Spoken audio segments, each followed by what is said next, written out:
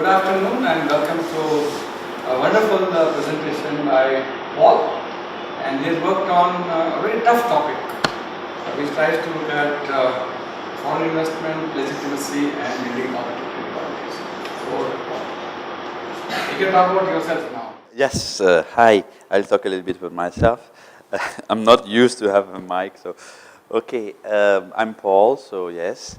I'm very pleased to be here because of the institution, the people I meet. It's very, very nice. And actually, I'm from ESCP Europe and Paris Sorbonne University, so I'm French from Paris. And before I had more an interdisciplinary background. I did econ studies, political science, so it's quite mixed, my research. And it pertains mostly to multinational corporations, MNCs, and the institutions, local institutions, how they deal, how they take advantage of institutions as a comparative advantage. So today I will present something related to this. So it's part of my PhD, which is going on. I expect to finish it by this year, 2017, the academic year. So it's a work in progress. So you will see there are some weaknesses as well, and it's good that if you find them. Yeah. So to introduce my PhD, multinational corporations face in foreign markets two opposing effects, I say. One effect, it's a continuum of reactions, local reaction. One is the foreign is best, so typically of the automotive industry, so the German car, the foreign is best. And the other reaction is the contestation. And so as we just discussed, if you take the example of Nestle and the famous Maggi noodles in India, so I like this, why only me about Maggi? So they faced strong contestation last year.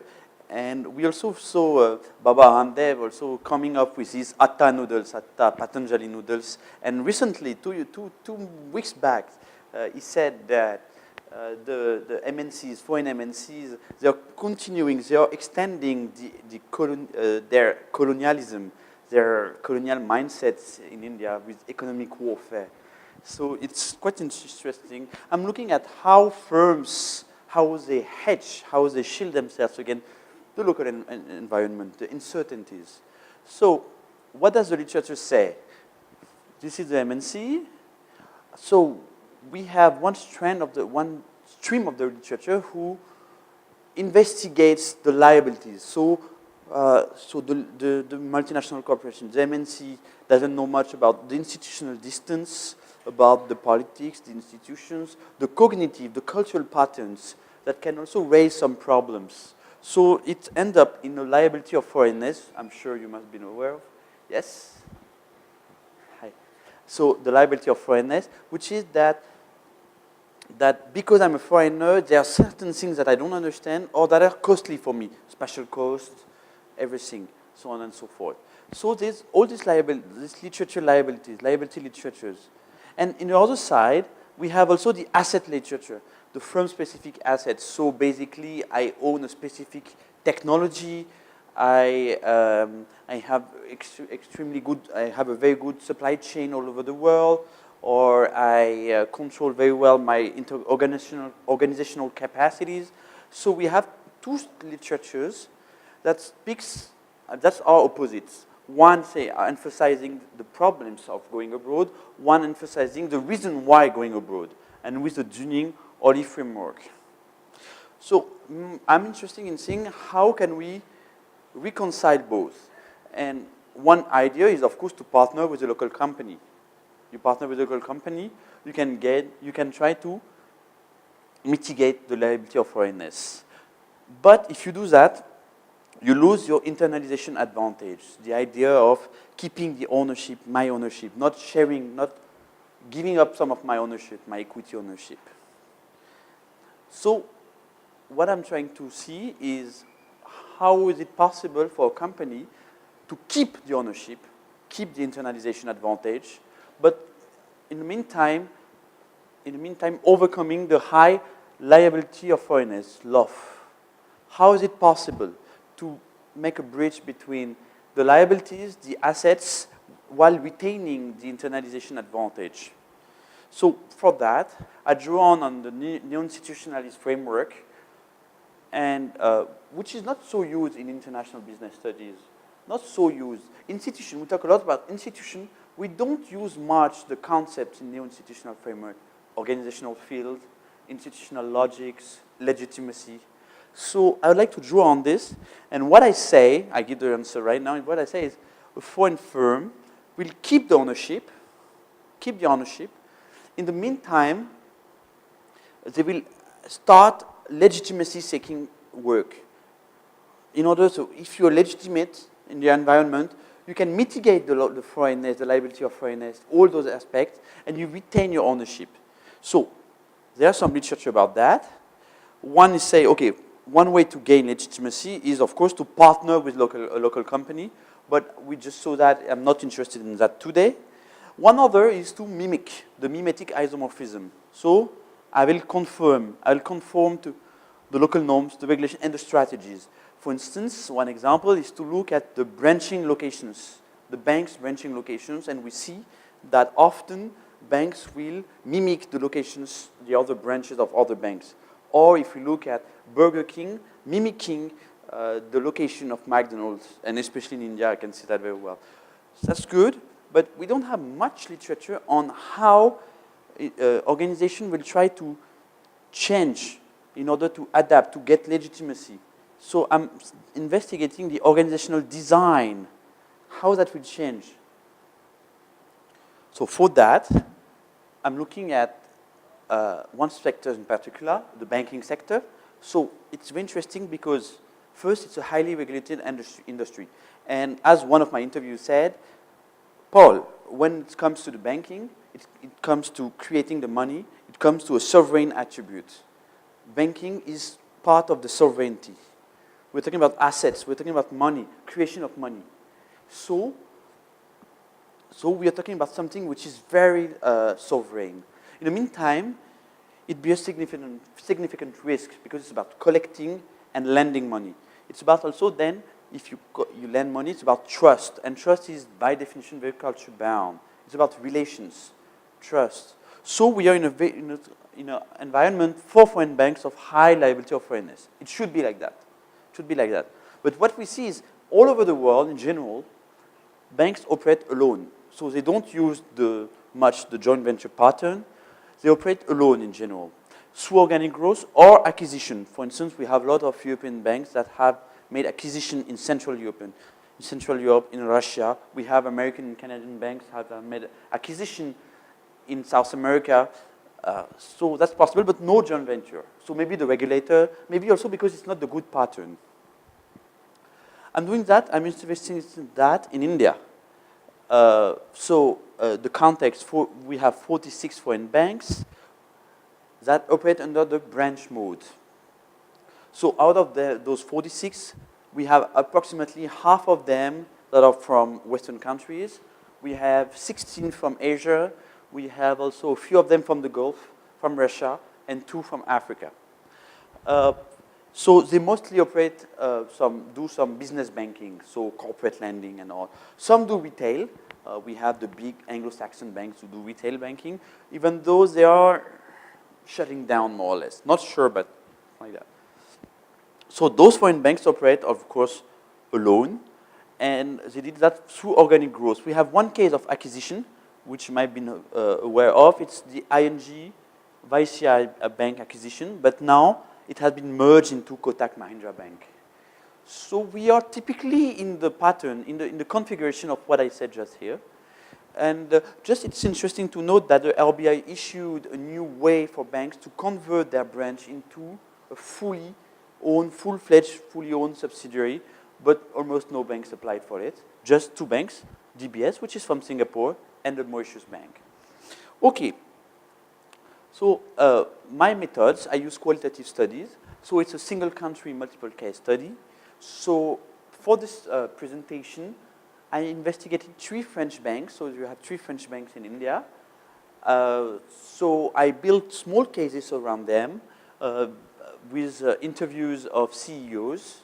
So I met them regularly, 3 times, 4 times, plus at the headquarters, plus interviews of other foreign banks in order to triangulate, plus the stakeholders. So we have journalists, we have public relation agencies, consultant, financial analysts. And I use, of course, secondary data extensively. Okay, so if we look at the sample, I'm not sure you've been able to see. We have French Bank 1, French Bank 2, French Bank 3. So we have here the presence in India. So French Bank 3 is there since 1860. So we discussed it. They had a presence in Calcutta, then they moved to Pondicherry because of the colonial links, and so on. And so if in terms of operations, if we look at the assets and the net profit, they are rather small. They are rather small, but they have also good performance in general. They operate mostly in corporate business banking. And one thing which I like, what is the nationality of the CEO? And this is something very interesting. French banks have all French CEOs or Belgian. And they are the only banks like that. Other foreign banks, they all have Indian CEOs. They have host country nationals. So this is one interesting aspect. So now I'll move on with the results in order to work. So what I found in my interviews, so I've been conducting since September 2015. So the banker said, we have broadly speaking, if I analyze, we have three pillars that help us being in India. One is, of course, we interact a lot with the regulator, and we are here because we have something to propose. The regulator wouldn't give us a license if we had nothing else to propose. So we have to do something special. We specialize in activities where Indian banks cannot go.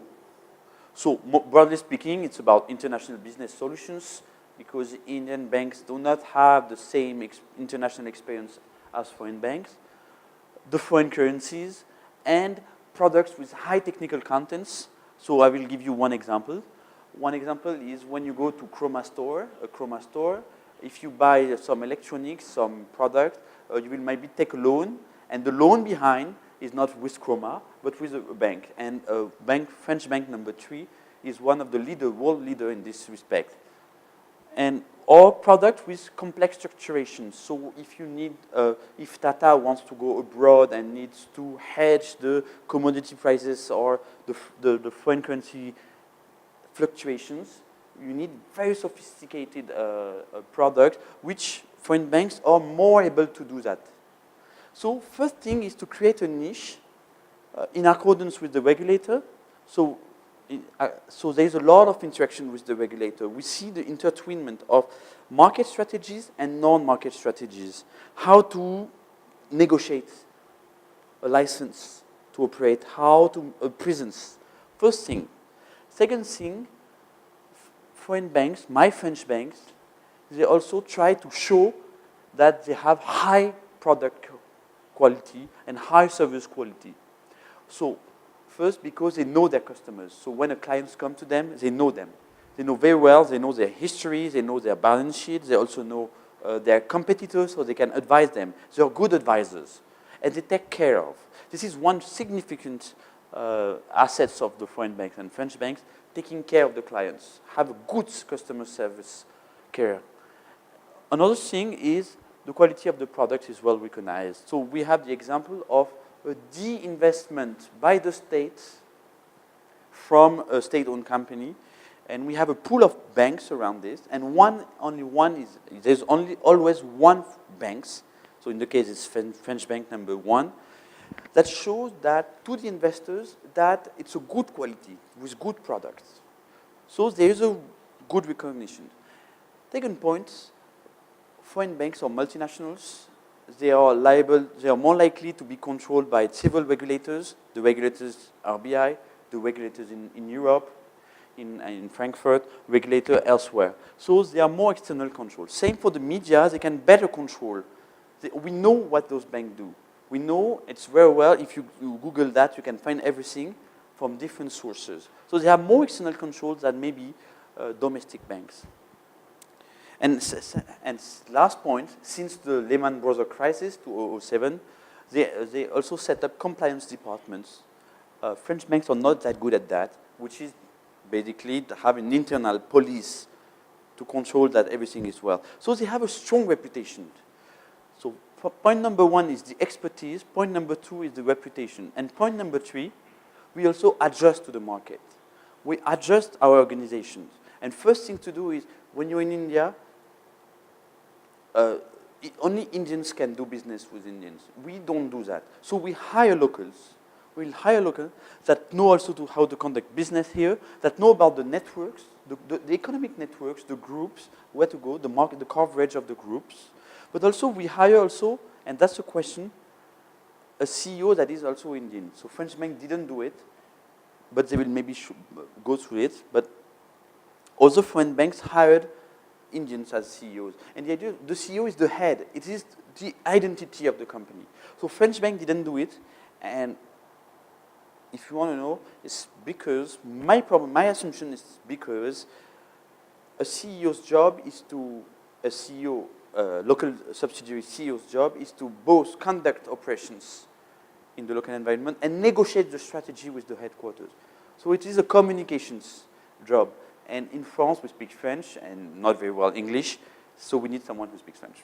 Okay, first point, expertise. Second point, reputation. And third point, adjusting the organization. So I'm building up a model, so it's more complicated for this part, but I will skip it quickly. But I'm building up a model of legitimacy, how they present a legitimacy, how they seek for legitimacy.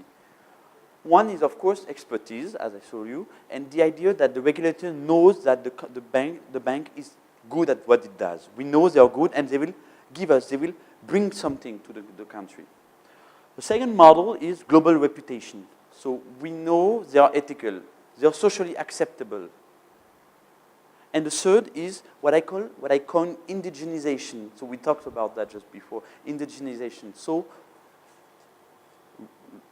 being more Indian, indianizing. So there are a few strategies which I will not develop. It will be in some other paper. But being local, being Indian, localizing because it brings about trust. We know whom we are dealing with. And this is the last part, I think, the most interesting, but also the most shaky. What is it exactly? So my model is, first, banks rely on their expertise. They show off about their expertise. We have something to do here, to bring here. Second, the reputations. We are acceptable. You can track our behavior. We are completely ethical and acceptable. And third, we are like you. We are Indian like you. You can trust us. We are here for long-term commitments. Okay. So ways of indianizing is, of course, organizational strategies, having local funding, communication strategies, showing, communicating discourse, the discourse behind the organization, and, of course, the political strategies of interacting with the regulatory and authorities and all. So now I'll switch to conclusion. I tried to see how an organization can go abroad under a high liability of foreignness without retaining, while retaining the ownership. So no partnership. And what I say is because they're trying to gain legitimacy vis-à-vis the legitimacy providers, which are the regulators, the civil societies, the media, for instance, and of course the clients, the corporate clients. So there's a literature on legitimacy in IB, but this literature will say just, okay, either you partner or you just mimic. You do the same thing. So what I'm trying to say is it's a more complicated form of it. I'm saying legitimacy is also about the discourse, the identity of the organization. We will try to localize. We will try to indigenize the organization. And this rests in a mix of expertise, a reputation, and the localization in total. That's what I'm trying to do. How legitimacy is not just about mimicking, it's also about other aspects, putting forward some assets, but also showing that you know where you are and you are you are Indian like other, your clients. Okay, questions. Which level of indigenization? So it seems that if you go very far away in the localization of the subsidiary, then you will lose also the contact with the headquarters. You will lose, and then you will lose in organizational performance, maybe. Maybe it will be hard to communicate. So in terms of financial, it will be better because people will trust you, you will have deals, you have good operations, but then maybe you will lose in organizational performance, governance, etc. Legitimacy in this is not, doesn't tell much about the performance. It tells a lot about the normative rationale. So social justification, trying to justify. But I'm not talking about the profits. I'm not saying they will make more profit, but at least they will be in the country without contestation. That's what I'm trying to say. Last point. Actually, we have right now, we see several European banks exiting the country, and who will fill the space? Also, will Indian banks will catch up very fast. So what I find is that actually the regulators open the market to foreign banks under legitimacy conditions, not all foreign banks. But then after 20, 40 years, they will close the market because meanwhile, the foreign bank, there will be some knowledge spillover diffusion to local banks, and then the Indian banks will be able to do the same business and completely ditch the foreign bank, which I think is a good thing because again, the banking business is also a sovereign business. It's a sovereign. We are talking about sovereignty of a nation. Here it is. Thank you.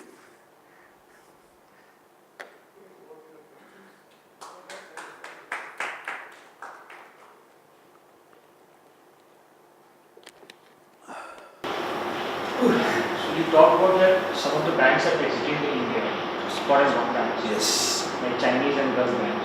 So what of these three legitimation strategies in which they failed so that they have to leave? Yes. So some foreign banks have to come back to Europe, for instance, because the regulators in Europe ask them to. Second point, there's one of the possibilities. You know, you're well aware of the NPAs, the non-performing assets. And one of my ideas is that some banks, I think some banks, they went too far in the indigenization. So they lost the control, the organizational control with the headquarters.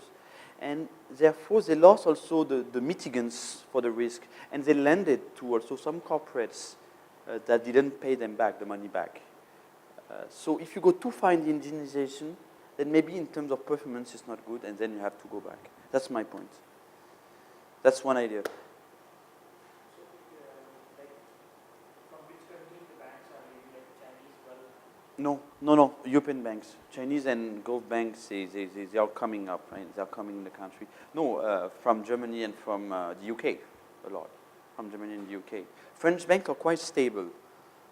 They have they are small in size, but they have niche market, and they also have a performance that is increasing. But they are very small in size. They are still very small in size. I think the idea is because they mix between, they have expertise, they have a reputation, and indigenization, they're just doing what, not too much maybe. That's one possibility from my side, but I don't know. Yeah. So you are saying the French banks are stable in India because they have not gone for the indigenization too much, right? Not too much. I think this thing, that's one of my ideas, but I need to, this is not part of this.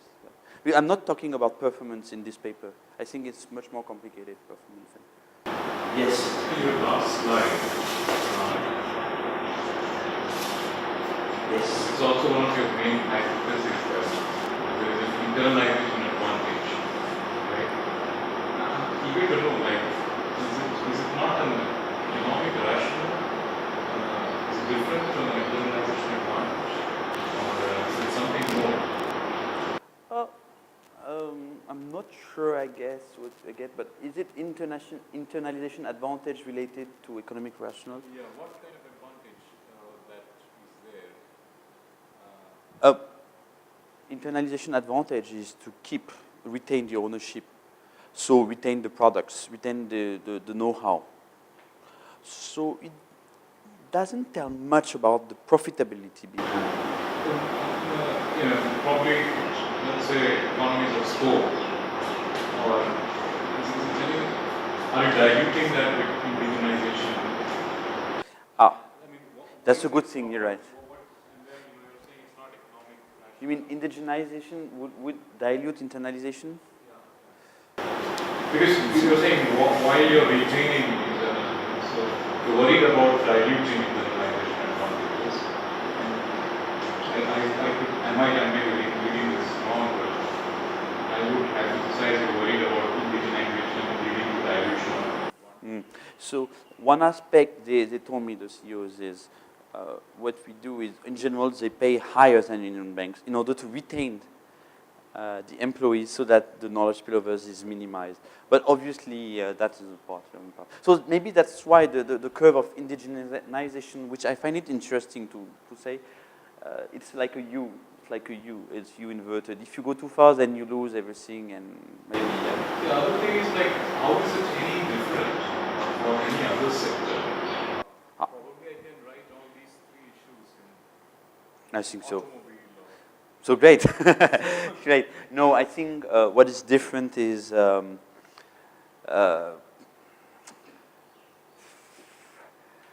that you have an unmatched expertise or global reputation is okay. Indigenization is it's something I found in the banking because it's a relational work. You know, it's about relation. So if you sell iPhone, you don't need that maybe, but yeah, maybe in other sectors it could apply. I think so. So what are the variables that are indigenized? Sorry, what are the variables that are indigenized?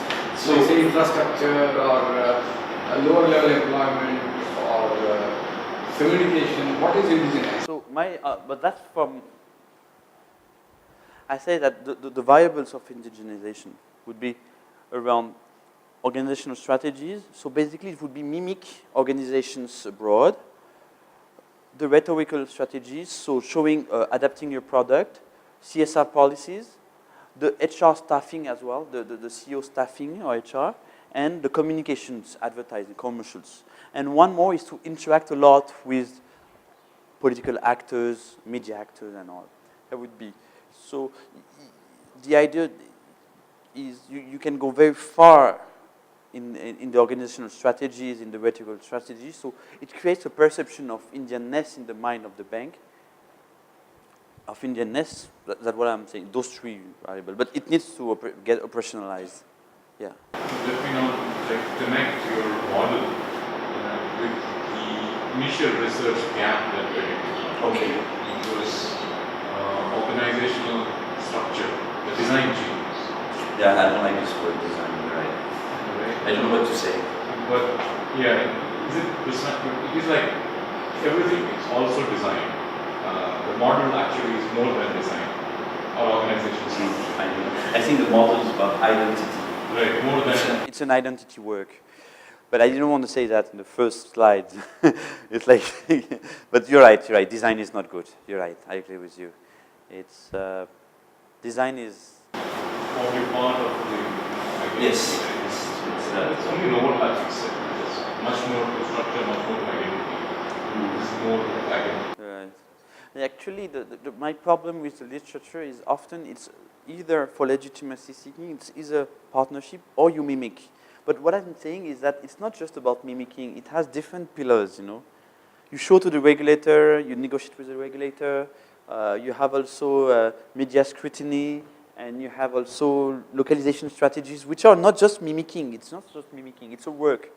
Colleague engagement, and it's a commitment to work. It's the rhetorical strategies, I think, are promising as well, to showing that if the senior managers of the banks who see the clients, they are all Indians, who belong to the same community, so I won't talk much, but same community and all, then you change the identity of the bank, you know. Ultimately, I think the ultimate state is when someone doesn't know that it's a foreign bank. But that, I don't know. See, in your sample of three, there was a bank which was started in 1860. Yes, right? yes. Others were started in 1981 and Something like that. Okay. Now, based on a study of this 1860 bank, is it possible for us to visualize the dynamics of interaction between asset of foreignness and liability of foreignness. That is, when does the liability start biting? At the entry stage or at a later stage? Or when does the asset start asserting? At the entry stage or at the later stage? So these are dynamics which can be visualized. Yes. Sorry, I'll take a pen.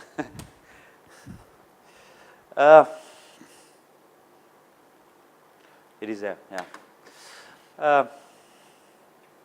Yes, you're right. It's I cannot say that right now. I think it was a colonial bank. So I think the liability of foreigners arose with when the colonies was ended, and I'm sure it's that when the colony was ended, and then when they started, and they told me that what we did before we just used to follow our customers. So if our customers in France was to go to India, so I would follow. But at some point we shifted to Indian customers going abroad. So maybe that time I would say, but that would be interesting. That means that initially there is no concept of whether there is an asset or a liability, because I just forwarded the French coming to India. So effectively there is no difference. That's true. Except the location. Because if the French And banker is interacting with the French customer in a foreign land, but the liability issues are fought by your customer, and then he settled down therefore he is demanding funds from you. But after some time, when you change customer mix, the question of the liability may have come up. And then how they So, adapted. can you see this dynamics between the asset side and the liability side of the That is a good point. and therefore the asset side of indigenization and the liability side of indigenization. Yeah, it's really, I cannot answer that, yeah, but it would be interesting to see that how this quickly, but I think it's a gradual process. Does it have anything to do with customer mix, or does it have anything to do with the scale? Does it have anything to do with performance? For example, you started performing in a very, very distinctly different way, therefore you attract attention. Supposing you are a low-lying performing organization, you may not attract any attention. Therefore, the liability part of being foreign doesn't Yes, that's a good question to adapt a historical perspective to the French bank number 3. Because obviously those two other banks, actually the foreign banks came to India when India committed to enter the WTO regime. So then you have conditions, and one of the conditions is open the banking market. So those two banks, I'm sure from the beginning they started and they didn't have much, so they had to go for, they had to adapt to gain this legitimacy, I could say, for my research. For this one, it must be more, you're right. I can try to work on that. Or let's say the one which came in 81, the legitimacy question may not have been there at all. Okay. So maybe you are welcome, you stay, you do your business and go back, because your branch expansion is limited, your scope of clientele acquisition is limited. Therefore you stay as a foreign bank in a foreign country with little or no interaction with the issue of liability of foreigners. But obviously, when you stay in a country, you cannot just do business with only the French companies. Quickly. That's why the scale matters. So let's say you came for some project financing activity. Yes. So therefore you stay with the French and be with the French and recruit the French, or recruit people who have been to France and then they come back. There is no kind of potential or a conflict, either inside or outside. There's one thing. Then you stay in Le Méridien and then be happy. Sorry? You stay in a hotel which is French and be happy. That's what we discussed. Yeah. I think the thing also is, in order to be granted a license, you have to show to the regulators that you will add something to the country. So you have to commit yourself to, you have to have something, an asset. So let's forget this one because it was there much before, but the two first banks had to show that they will bring something for India, not for the rest. So maybe from the beginning they were already Indian customer centered as well, focused. For instance, recently there was a South African bank. They entered the market and they got granted the license last year by the RBI. And it was clear that they had a mandate, oh, we will give you license because you will bring this to India. So there's an expertise work behind it. And you have to advertise it. But yeah.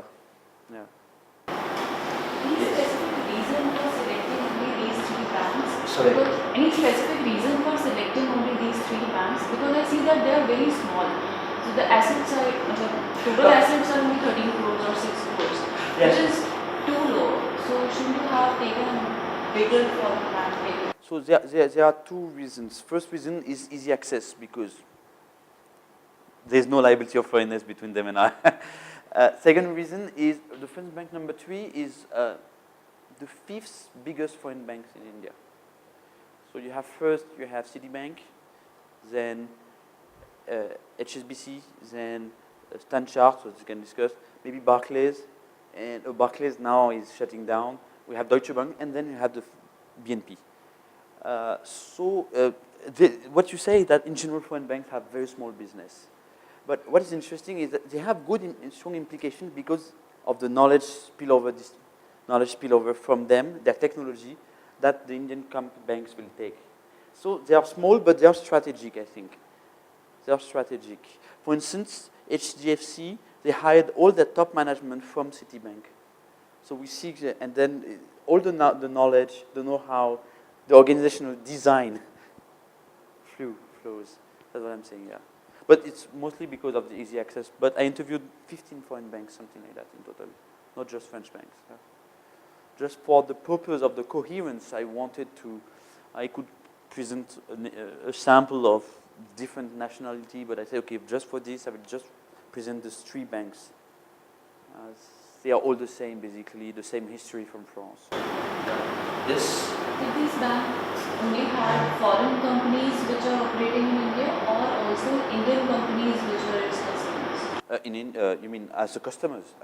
Yeah. No. Now the bulk of their business is Indian companies. So yes, they do some trade activities for French or European companies in India, but mostly their asset is the trade between the operations between India, Europe, and Africa, and obviously Francophone Africa. And there's a corridor here, definitely. So French bank number 1 is the world leader in aviation financing. French bank number 3 in commodity financing, they are one of the top.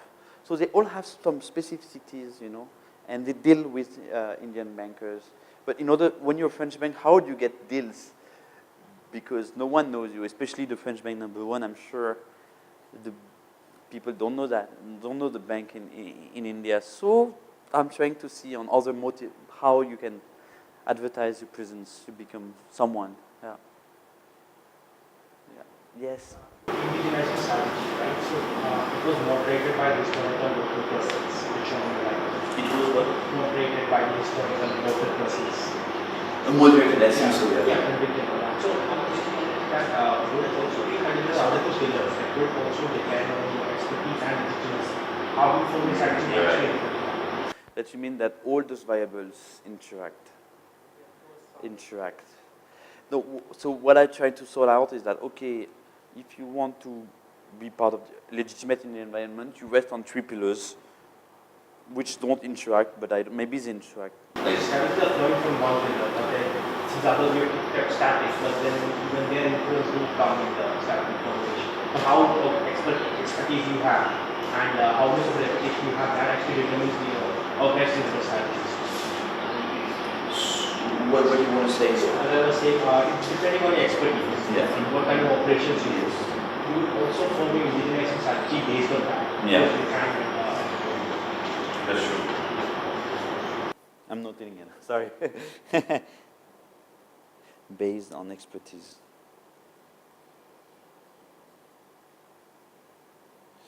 Yes.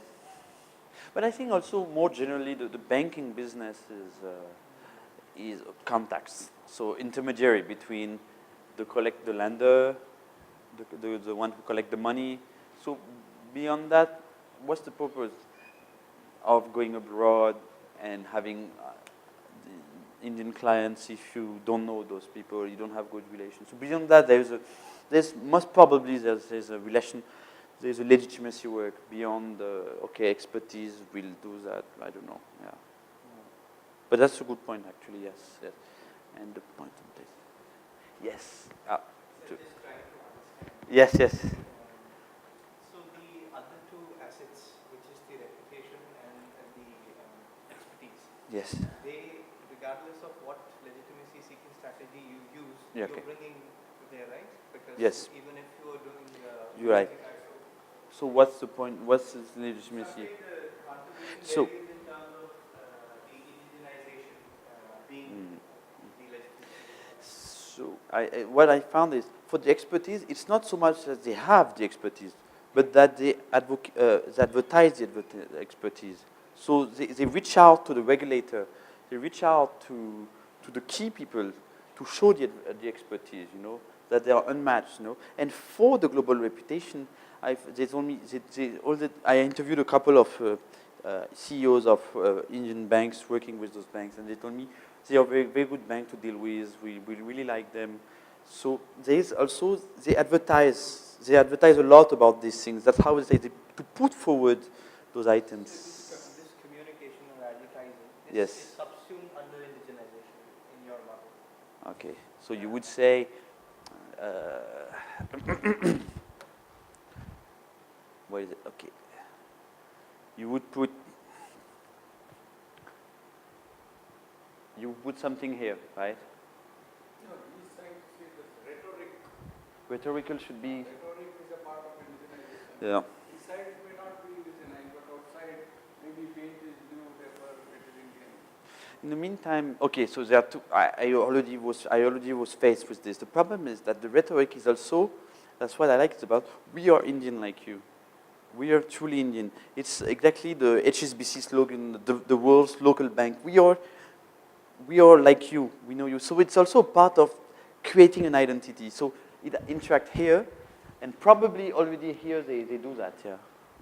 But you're right on one aspect is that what I'm interested in is discourse, the discourse behind the organization.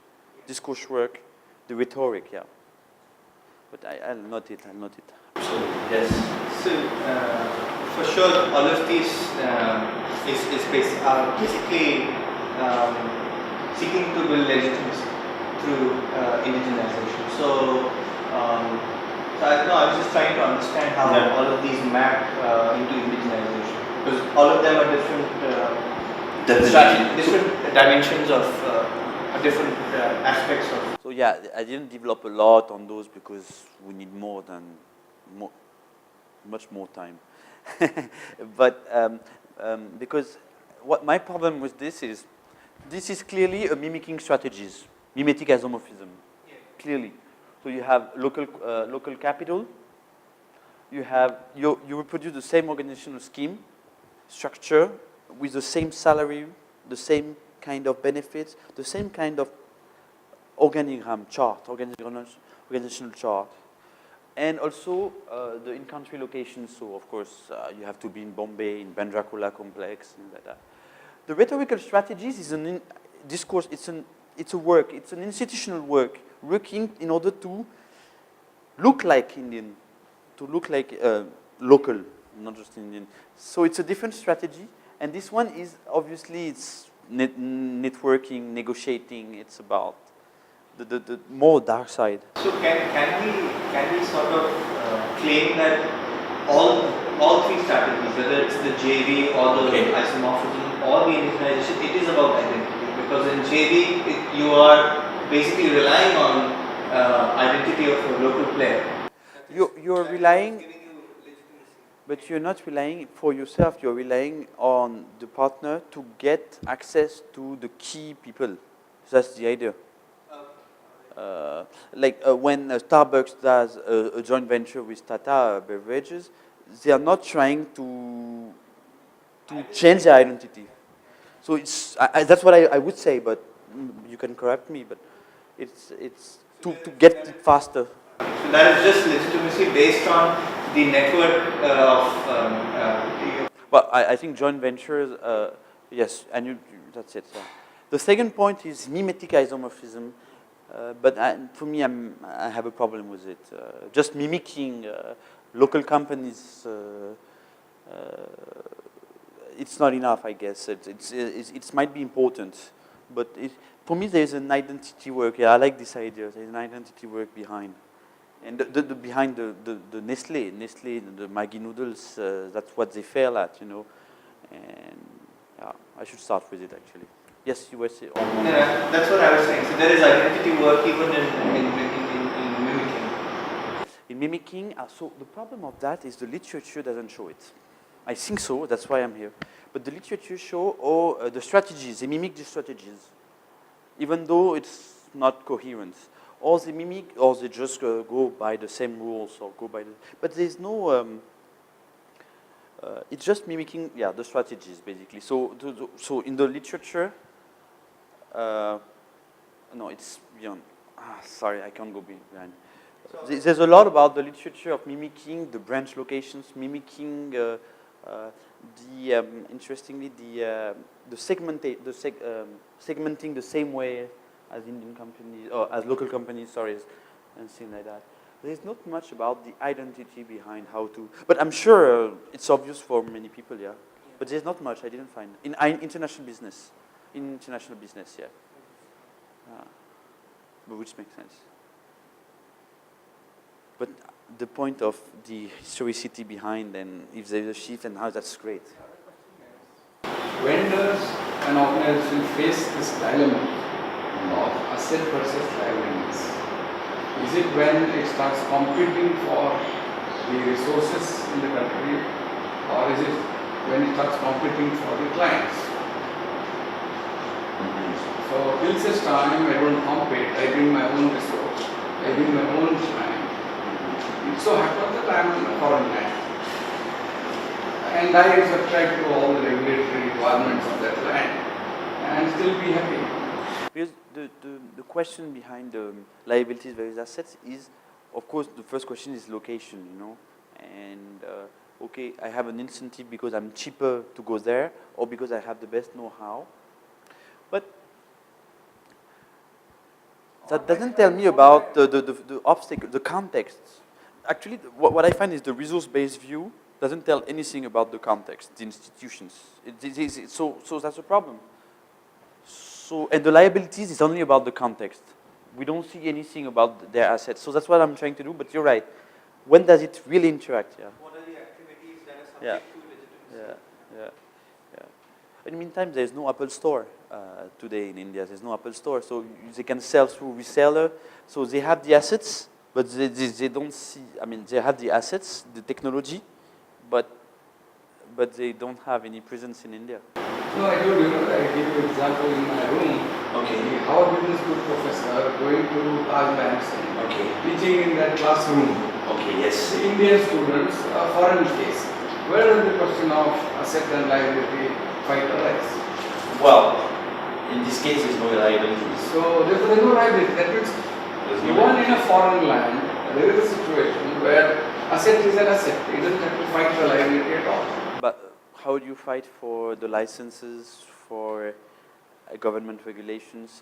For also, And you have to abide by the government regulation. That's all.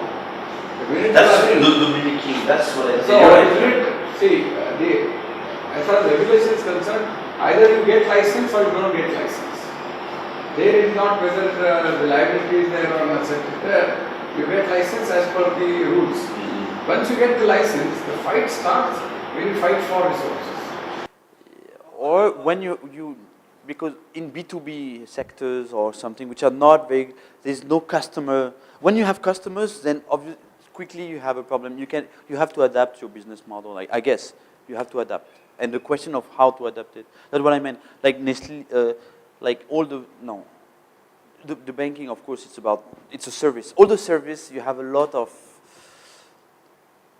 Yeah, you have to. That's what I meant. Yeah, it depends on which sector. Otherwise, if the findings of your study can show that even in getting a clearance or there's a policy that is made, you can come and do business in this country, but still there is some fight for legitimacy and that. That's true, but also once you get the license, it doesn't mean that you will conduct perform, or you will do some, you will work, you will operate, because then you need to get deals, you need to get close to the clients to understand them, you need to adapt, you need to also, with the media. At every point in time, Okay. there is discussion. Asset gets recognized or liability gets surfaced. Okay, there is a continuum, and when does it, I think my supervisor said something like that as well. But obviously in the service industry, it comes very fast, because service is very local. Here, you have defined foreignness as just the headquarters of the company. Or how do you define foreignness? Foreigner or foreignness? The foreignness is defined, so there's a literature on this. The liability of foreignness, or just the foreignness? Yes, the HQ. So I asked this question because foreignness need not imply, just the location of the headquarters might not imply that the company is perceived as foreign. Yes, I agree with you. But I said, because there is a legitimacy work that can switch, because of course a French bank is not an Indian bank. So I say that there is legitimacy work that can overcome this. That's what I wanted to say. So my point is that if the company is not even perceived as foreign, if it has been here, it's seen as one among the companies here. Some of us will not even know what HSBC is. They think it's one of the Indian banks. So then, where is this issue of foreignness? In that case, there's no. So the liability of foreigners would be much less high, and that's the thing. They said for French banks, the liability of foreigners is very high. For Anglo-Saxon bank, it's less high as well, and that's why their CEOs are Indian as well. Because, So looking at the cultural distance between the home country and social country. sorry? Looking at the cultural distance between the home country and the host country. You look at the Anglo-Saxon countries. Maybe the history, the fact that they're there for very, very long time, that also can help in diminishing the liability of foreigners, or in making decline. Yeah. Well, of course, if you're perceived as a local, and apart from the cost, because of the capital that have to go from the headquarters and here, apart from that, you don't face so much problems here. I guess if Maggi noodles were truly considered as Indian, there would not be any Patanjali product, noodle product maybe.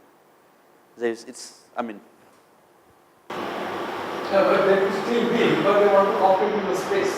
Yeah, so they would emphasize it. I give you a reverse example. See, here this concept of ghee. You Yes, are the selling, ghee. right? Like Western companies should not be selling ghee in India, Okay. because it's an Indian product. Okay. Only Patanjali should sell Yeah. ghee. But there is an ITC, so which sells ghee. Which one? ITC. Okay. ITC sells ghee. They sell ghee. Indian. NTC. Okay. So But they should then, not be selling, because it's part of indigenization, legitimization, globalization, or whatever. maybe it's they sell, but they sell, but they don't produce, I guess.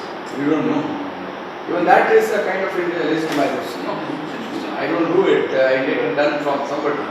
It's also part of your strategy. Exactly. When you're looking at the legitimacy relationship, so there's one side is what you look at, that is the legitimacy-seeking organization. The other side is the legitimacy-granting stakeholders. Right? And in the case providers. of, yeah. So in the case of the banks, then it actually becomes a multi-stage process. So because banking industry is more reciprocating in nature, so you just don't have to follow the Indo-French or Indo-European trade and the companies who are active in this particular trade. And already you have a need for a French bank or a European bank to operate in India. Especially because all of these three banks that you looked at are at least pre-liberalization. When Indian banks did not globalize to such a large extent. So already there is a need for such a player to enter the market. So you say there are French companies in India, so there is a need for French makers. Either French companies operating in India or Indian companies exporting to France or Europe. So you need banking partners. You need banks, but you don't need French banks. For instance, You the need top banking French partners. companies, you need maybe a European client, a European bank. HSBC or Deutsche Bank will make it. And then at the second stage, then you get the regulatory legitimacy wherein you are granted the license to operate. So this the granting process happens in multiple stages, and each one needs to be played differently. Okay. And unless the bank is looking to rapidly expand, then the legitimacy dynamic plays in a different. Yes, you're right. You're right. You're right. You're right. It's on a different level. If you want to expand very rapidly, then yes, definitely. When you go to into retail, for instance. So one of the banks I interviewed, I don't come to that, but they want to do a lot of retail, and therefore that's true. But the thing is, simply at the simple level, how do you get deal? How do you get operations? How do you get deal? And I think you need to. There's some work behind, and not just. It doesn't come from the sky like that. But yes, you're right. You're right. There are different quests for legitimacy, different levels behind it. And the last one is on the last slide that you put. You mentioned that the normative rational versus economic rational. That is But the best. to a large extent, the economic rational also drives legitimacy. You perform better as a bank or as an organization. It helps you to overcome the liability of foreignness much faster. Yes. But there's a debate in the literature about that. Some debates that legitimacy will mimic others, but maybe the other's decision is not very profitable. So there's a debate about the financial performance of legitimacy. But yes, I think you're right. I think that if you gain legitimacy, then you sell more. You sell more, and then you sell more. This is good. I think so, but I think the literature is very contradicting. For instance, this Barreto and Baden-Fuller, they look at, so again in my field, like the branching decision, location decisions, and they see that in order to gain legitimacy, they follow the other competitors, even though they will lose money. But because of the strong pressure for mimicking, they do that. So there's a debate about that. I think by indigenizing a lot, localizing, indigenizing a lot, it has a cost for me. It has a cost, and you lose in the control by the headquarters. You lose it. But in the meantime, you can gain deals, maybe. Yeah. In the model, you had looked at company level factors, reputation, expertise, and indigenization. There could also be industry level factors, for instance, banking, because you have certain outcomes, certain rules by which all banks should comply, the regulations, Basel regulations, and all that. The industry itself could impose a certain uniformity in all the units in the industry, which is not the case in other industries. You're right, it's very industry specific. That's what you mean. It's very Yes, industry specific. There is a commonality within the industry which you don't observe in other industries. You're That right. commonality is not there in, say, the FMCG industry. You're right, in FMCG. Although I agree with you. I think we can formally close this seminar rather than open it for any popular interactions. Okay. Thank you very much for. I think there are many in the question, many things that I have to fix. So yeah, thank you. And.